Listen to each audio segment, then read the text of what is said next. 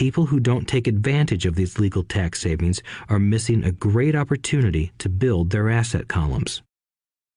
The poor and middle class don't have the same resources. They sit there and let the government's needles enter their arm and allow the blood donation to begin.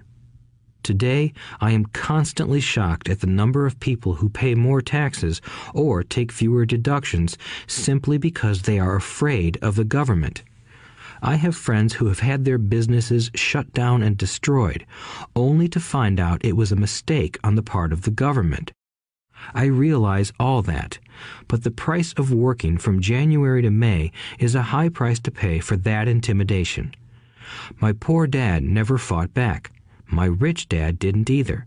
He just played the game smarter, and he did it through corporations, the biggest secret of the rich. You may remember the first lesson I learned from my rich dad. I was a little boy of 9 who had to sit and wait for him to choose to talk to me.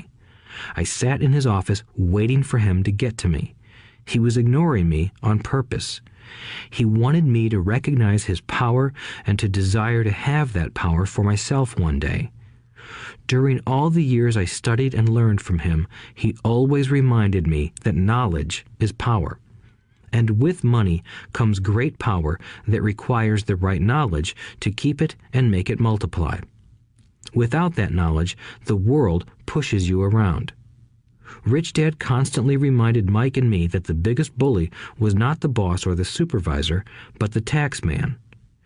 The tax man will always take more if you let him. The first lesson of having money work for you, as opposed to you working for money, is all about power. If you work for money, you give the power to your employer.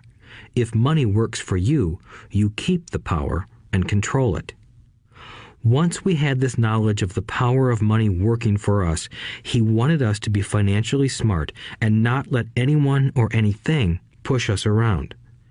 If you're ignorant, it's easy to be bullied. If you know what you're talking about, you have a fighting chance. That is why he paid so much for smart tax accountants and attorneys. It was less expensive to pay them than to pay the government.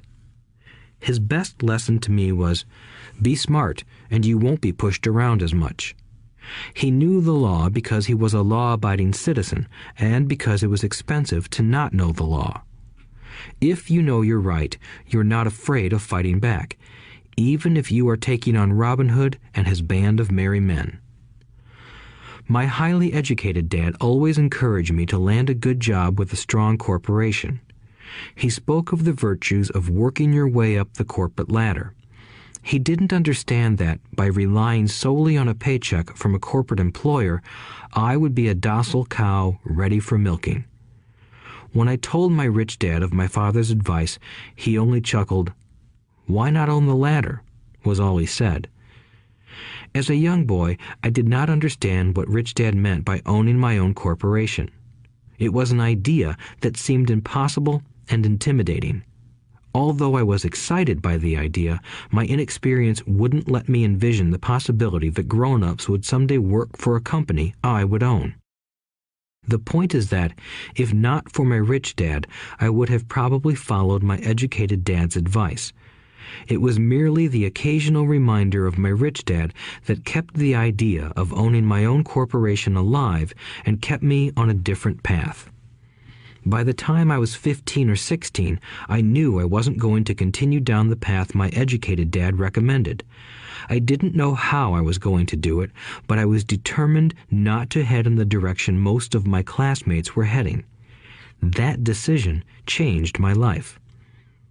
It was not until my mid-20s that my rich dad's advice began to make more sense to me. I was just out of the Marine Corps and working for Xerox. I was making a lot of money, but every time I looked at my paycheck, I was disappointed. The deductions were so large, and the more I worked, the greater they became.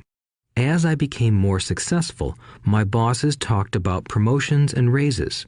It was flattering, but I could hear my rich dad asking in my ear, "Who are you working for? Who are you making rich?" In 1974, while still an employee for Xerox, I formed my first corporation and began minding my own business. There were already a few assets in my asset column, but now I was determined to focus on making it bigger. Those paychecks, with all the deductions, made all the years of my rich dad's advice make total sense.